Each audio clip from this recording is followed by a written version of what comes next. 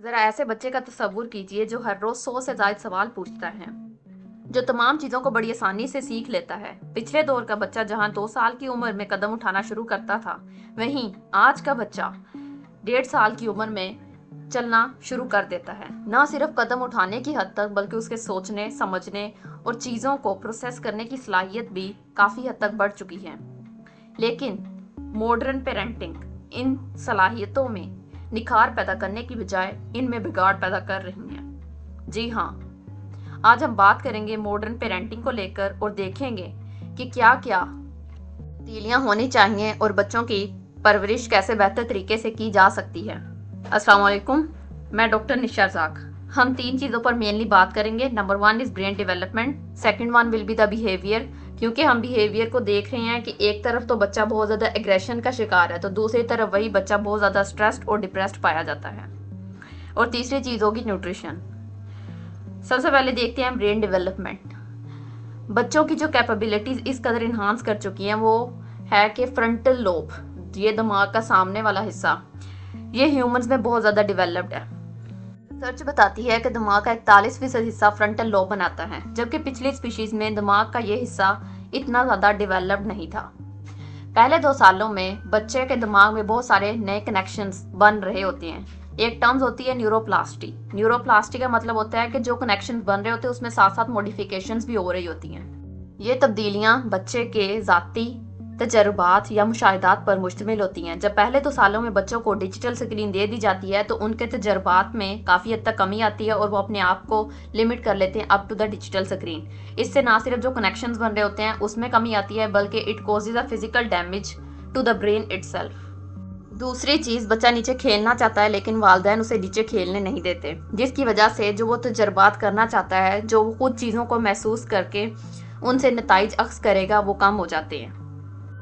Research दिखाती है कि पहले 2 साल में बच्चे का सेंसोरी मोटर सिस्टम डेवलप कर रहा होता है। सेंसरी का मतलब है कि बच्चा चीज़ों को लम्स के थ्रू सीखता है, तो लिहाजा बच्चों को चीज़ों को छूने, उनको महसूस करने का एक्सपोजर दिया जाए और दूसरी तरफ बच्चों को डिजिटल स्क्रीन की बजाय पजल्स वगैरह ला कर दिए जाएं ताकि बच्चा उन्हें सोल्व करना सीखे।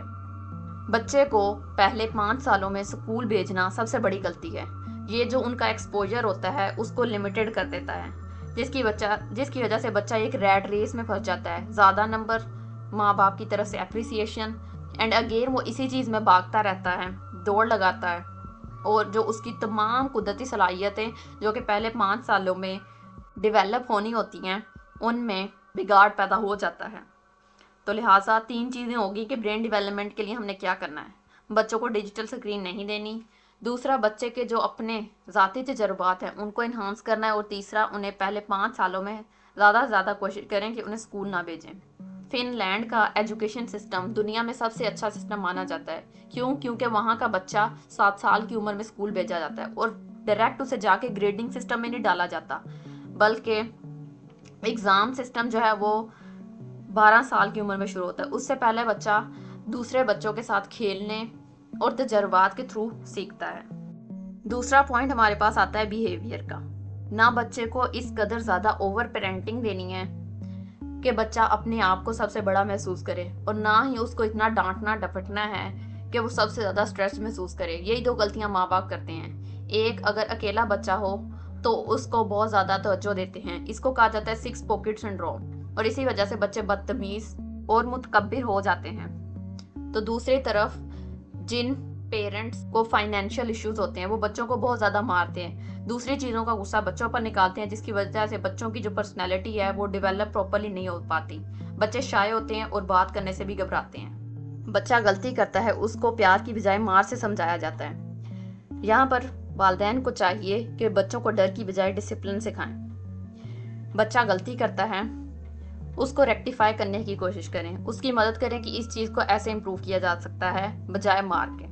उन्हें अपने छोटे छोटे काम खुद करने दें। अगर बच्चा गलती करता है तो उसको समझा दें और उसको खुद ही सुधारने की कोशिश करने दें। तीसरी चीज़ आ जाती है कि वालिदैन अपने बच्चों को या अपने से कमतर बच्चों के साथ या अपने से ऊपर बच्चों के साथ खेलने नहीं देते, जिसकी वजह से उनका एक्सपोजर हो जाता है लिमिटेड। बच्चे होते हैं छोटे, उन्हें اس چیز کا اندازہ نہیں ہوتا کہ کون کیسا ہے یا کون کیسا نہیں ہے، لیکن والدین انہیں بار بار یہ بات بتا کر ان میں یا تو احساس کمتری یا بہت زیادہ متکبر ہونے کا احساس پیدا کرتے ہیں۔ یہاں پر والدین کو چاہیے کہ اپنے بچوں کو انکلوزیوٹی سکھائیں، تمام لوگ برابر ہیں، سب بچوں کے ساتھ کھیلنے دیں۔ اگر کوئی بچہ تھوڑا بہت فائنینشیل سٹیٹس کے لحاظ سے یا کسی اور چیز کے لحاظ سے کم ہے تو اسے بتائیں کہ اپنی چیزیں اس کے ساتھ شیئر کریں۔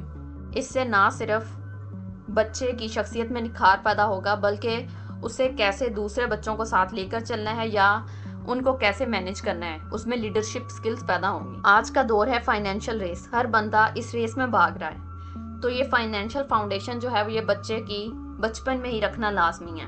آپ بچوں کو چھوٹے چھوٹے کام کے لیے پے کریں اور پھر انہیں پیسہ استعمال کرنا سکھائیں۔ یہ ایک ویڈیو دیکھیں، اس سے آپ کو اندازہ ہو جائے گا۔ Arab families train their kids, and you should be doing the same. At age 5, give your child a real job, not chores. A job they actually get paid for. Cleaning rooms, taking out trash, folding laundry, pay them $5 every week. Now here is what most parents completely miss. Every single dollar they earn gets split into 3 envelopes. Envelope 1, the giving envelope. $1 goes here. At the end of every month, they hand deliver it to someone in need. This teaches them that wealth has a purpose beyond themselves. Envelope 2, the spending envelope. $2 goes here. End of the month, they spend it on whatever they want. No rules, no judgment. This teaches them freedom and the value of a decision. Envelope 3, the investing envelope. $2 goes here.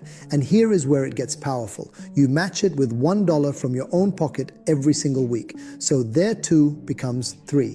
This teaches them that money can work and grow while they sleep. By age 10, they will not just know how to earn. They will know how to give, how to enjoy, and how to multiply. اب بچوں نے جو پیسے save کر لیے ہیں اس کا وہ کیا کریں گے، اس کو کیسے انویسٹ کریں گے۔ بچے اسکول جاتے ہیں، زیادہ تر بچے اپنی پینسلز گم کر لیتے ہیں، تو بچوں کو ایک پیک ان پینسلز کا لے کر دیں اور انہیں سکھائیں کہ انہیں کیسے بیچنا ہے یا ان کی سیلز وغیرہ کیسے کرنی ہے۔ اسی طرح اور بھی بہت سے طریقے ہیں جس کے تھرو آپ اپنے بچوں کی جو فائنینشیل فاؤنڈیشن ہے وہ بچپن سے ہی رکھ سکتے ہیں۔ تیسرا ہمارے پاس امپورٹنٹ اسپیکٹ آ جاتا ہے نیوٹریشن کا۔ اگر نیوٹریشن اچھی ہوگی تو تبھی بچے کا جو برین ہے وہ اچھا ڈیولپ۔ پہلے 5 سالوں میں بچوں میں زیادہ تر دیکھا گیا ہے کہ ان میں کیلشیم اور آئرن کی کمی ہوتی ہے اور بچے زیادہ تر پائکا ایٹنگ کو پریفر کرتے ہیں۔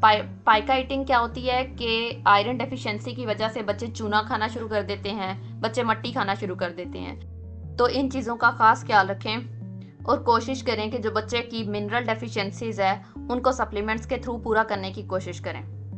آج کل زمانہ آ گیا ہے فاسٹ فوڈ کا، بچوں کو زیادہ تر ریفائنڈ سنیکس دے دیے جاتے ہیں بچپن کی عمر میں، جس کی وجہ سے ان کا جو مائکرو بائیوٹا انٹسٹائنس کا ڈیولپ کرنا ہوتا ہے، جو مائکرو آرگینزمس وغیرہ ڈیولپ کرنے ہوتے ہیں وہ اچھے ڈیولپ نہیں کر پاتے اور بچوں کو بچپن ہی سے GIT کے پرابلمس وغیرہ شروع ہو جاتے ہیں۔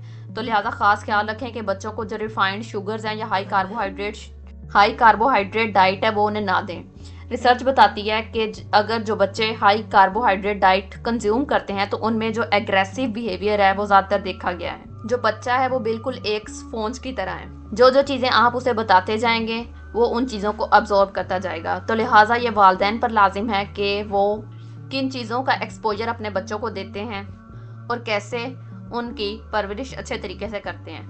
یہ تھے میرے نزدیک کچھ چند اہم پوائنٹس کہ جن پر کام کرنے کی آج کے زمانے میں بہت زیادہ ضرورت ہے۔ اگر ان پر کام کیا جائے تو ماڈرن پیرنٹنگ کو درست کر کے بچوں کی پرورش میں ایک اہم کردار ادا کیا جا سکتا ہے۔